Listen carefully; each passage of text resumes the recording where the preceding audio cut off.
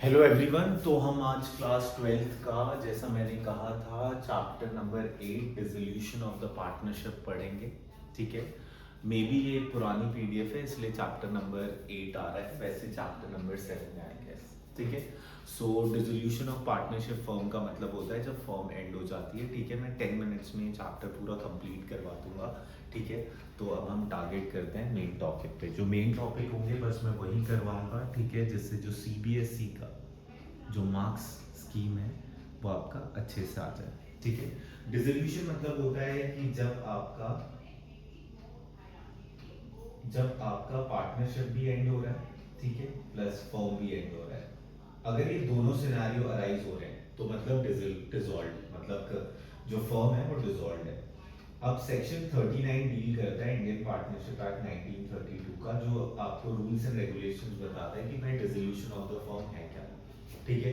अब मोड क्या है डिसोल्यूशन ऑफ द फर्म का? सबसे पहले म्यूचुअल एग्रीमेंट। दोनों पार्टनर बैठे, दोनों पार्टनर ने बोला, या फिर जितने भी पार्टनर्स थे वो बैठे और उन्होंने बोला भाई अब फर्म डिसॉल्व करते हैं, कोई वजह नहीं रह बची जिसकी वजह से हमें फर्म को कंटिन्यू करना चाहिए। सेकंड हो गया कि भाई, पहला क्या हो गया म्यूचुअल एग्रीमेंट, सेकंड क्या हो गया कंपलसरी डिसोल्यूशन। कंपलसरी डिसोल्यूशन का मतलब है कि अगर ये सिनेरियो राइज हुआ तो आपको फर्म को बंद करना ही पड़ेगा। पहला, जितने भी पार्टनर्स हैं उसमें से कोई एक पार्टनर जो है वो इंसॉल्वेंट हो गया। इंसॉल्वेंट मतलब उसका दिवाला निकल गया। सेकंड जो है कि फर्म जो है वो अनलॉफुल हो गया, उसकी वजह से आपको डिसॉल्व करना पड़ा।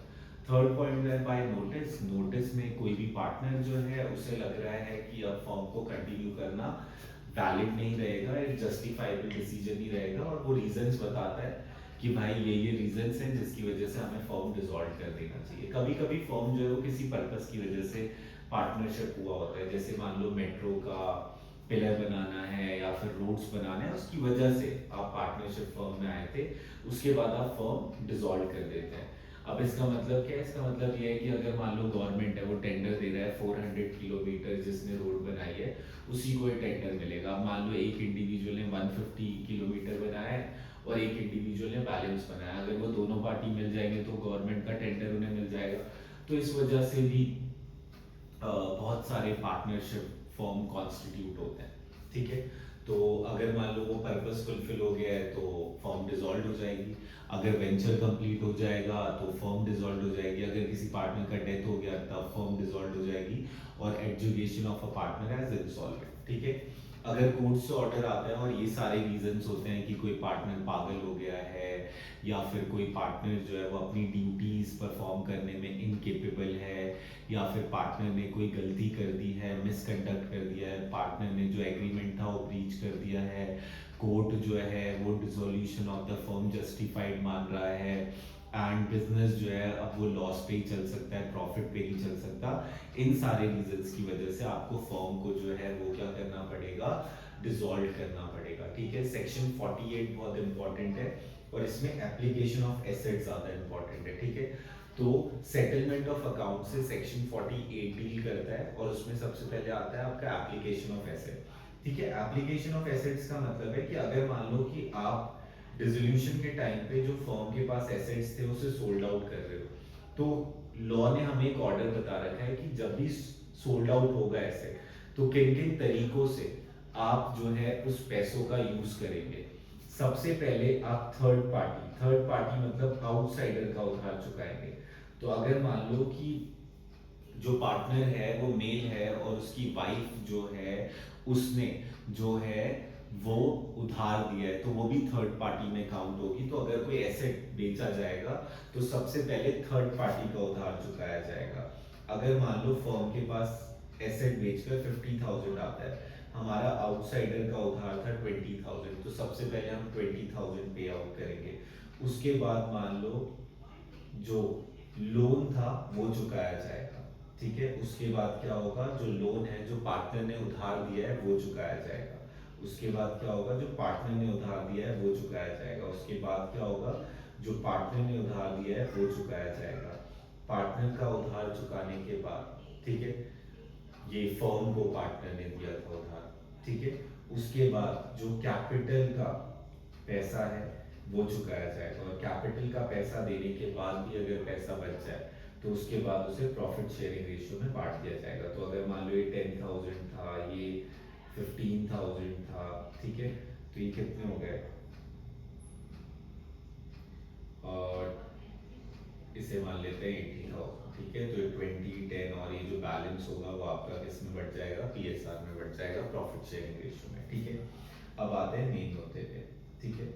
अगर मान लो कि फर्म अपना एसेट बेचता है, अगर फर्म अपना एसेट बेचता है तो हमें ये पता चल गया किन किन तरीकों से आपको उसे यूटिलाइजेशन करना है। सबसे पहले थर्ड पार्टी का उधार, उसके बाद फिर पार्टनर का उधार, उसके बाद फिर कैपिटल रेशियो में बांट दोगे, उसके बाद भी अगर पैसा बच गया तो प्रॉफिट शेयरिंग रेशियो में बढ़ जाएगा।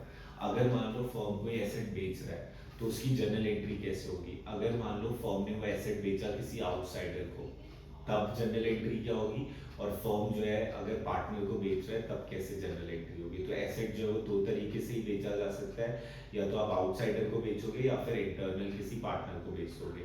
अगर आप आउटसाइडर को बेच रहे हो तो बैंक और कैश अकाउंट डेबिट हो जाएगा to realisation account. Bank account debit क्यों हो रहा है, क्योंकि जब आप कोई एसेट बेचोगे तो आपको पैसा मिलेगा, क्योंकि आउटसाइडर आपको कैश से पेमेंट करेगा या फिर चेक से पेमेंट करेगा, तो डेबिट हो जाएगा। रियलाइजेशन अकाउंट क्रेडिट हो जाएगा, क्योंकि आपको फायदे वाली चीज हो रही है, और रेवेन्यू जब बढ़ता है तो क्या होता है, क्रेडिट होता है, ठीक है। वहीं अगर पार्टनर बाय कर रहा है तो आपकी एंट्री हो जाएगी पार्टनर्स का capital account debit to realisation account, क्योंकि फर्म जो है वो पार्टनर के कैपिटल अकाउंट से काट लेगा वो पैसा, और कैपिटल जब घटता है तो डेबिट होता है टू रियलाइजेशन अकाउंट। अब मुद्दा क्या है याद करने का, जब भी कोई एसेट की बात होगी रियलाइजेशन अकाउंट क्रेडिट होगा, क्योंकि वो आउटसाइड जा रहा है, वो बिक रहा है, और अगर आउटसाइडर को बिक रहा है तो बैंक और कैश अकाउंट डेबिट, और अगर पार्टनर को बिक रहा है तो पार्टनर्स का कैपिटल अकाउंट डेबिट। उसके बाद क्या है, अगर लाइबिलिटी और एक्सपेंस की बात होगी तो या तो फर्म उस लाइबिलिटी को पे आउट करेगा, या फिर फर्म के बिहाफ पे पार्टनर पे आउट करेगा, या तो फर्म पे आउट करेगा या फिर फर्म के बिहाफ पे पार्टनर पे आउट करेगा, ठीक है। फर्म के बिहाफ पे पार्टनर पे आउट करेगा, ठीक है। तो अगर फर्म पे आउट कर रहा है अपने लाइबिलिटी और एक्सपेंसेस को, तो realisation account debit to bank account. Moral of the story, liability और एक्सपेंस की जब भी बात होगी तो रियलाइजेशन अकाउंट डेबिट होगा, और जब भी एसेट की बात होगी तो रियलाइजेशन अकाउंट क्रेडिट होगा, ठीक है। वहीं अगर मान लो कि जो पार्टनर है वो पे आउट कर रहा है फर्म के बिहाफ पे, तो आपकी एंट्री हो जाएगी realisation account debit to partners capital account, ठीक है, क्योंकि फर्म जो है वो इन फ्यूचर पार्टनर को इतना पैसा दे देगा। उसके बाद अगर मान लो पार्टनर ने उधार दिया है फर्म को, ठीक है, और if the amount is paid in full, मतलब मान लो 100 रुपीज उधार दिए थे और 100 के 100 रुपीज वापस हो रहे हैं, तो पार्टनर्स का loan account debit to bank account, ठीक है। अगर जो अमाउंट था वो 100 था जो लोन मिला था फर्म को, लेकिन फर्म जो वापस कर रहा है सेटलमेंट में और 80 रुपीज कर रहा है, तो आपकी एंट्री हो जाएगी पार्टनर्स का loan account debit to bank account to realisation account. और अगर मान लो कोई अनरिकॉर्ड, क्योंकि जो फायदा है वो आपका रियलाइजेशन अकाउंट के क्रेडिट साइड चला जाएगा, ठीक है। If any unrecorded asset are given to the partner in exchange of partners loan, तब क्या एंट्री होगी, पार्टनर्स का loan account debit to realisation account, ठीक है, ओके। उसके बाद अगर बात करें हम रियलाइजेशन अकाउंट की, तो रियलाइजेशन अकाउंट में आपके दो साइड्स आते हैं, ठीक है। ये आपका पर्टिकुलर्स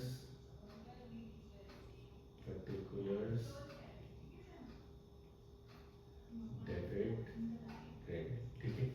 सबसे पहले जो भी चीज बिक सकती है, जो भी एसेट है जो बिक सकता है, उसे आपको कॉपी पेस्ट कर देना है अपने बैलेंस शीट से, ठीक है। जो भी एसेट है जो बिक सकता है आउटसाइडर को, उसको आपको कॉपी पेस्ट कर देना है बैलेंस शीट को इधर, ठीक है। और जितनी भी लाइबिलिटीज है जो पे आउट हो सकती है, और वो थर्ड पार्टी से रिलेटेड है, ना ही वो पार्टनर से रिलेटेड है, ना ही वो, मतलब जितनी भी लाइबिलिटी जो आउटसाइडर से रिलेटेड है वो सब आप कॉपी पेस्ट कर दोगे आपका इधर, कॉपी पेस्ट कर दोगे बैलेंस शीट वाली लाइबिलिटीज इधर, ठीक है। इसमें याद रखना है प्रोविजन फॉर डाउटफुल डेट इधर का ही पार्ट है, और इन्वेस्टमेंट फ्लक्चुएशन रिजर्व इधर का ही पार्ट है, बाकी सारी चीजें तो मैनेजेबल है, ठीक है। तो ये वीडियो में मैंने पूरा कॉन्सेप्ट बता दिया, नेक्स्ट वीडियो में जो है मैं इसका प्रैक्टिकल पार्ट करवा दूंगा, ठीक है, ओके, थैंक यू।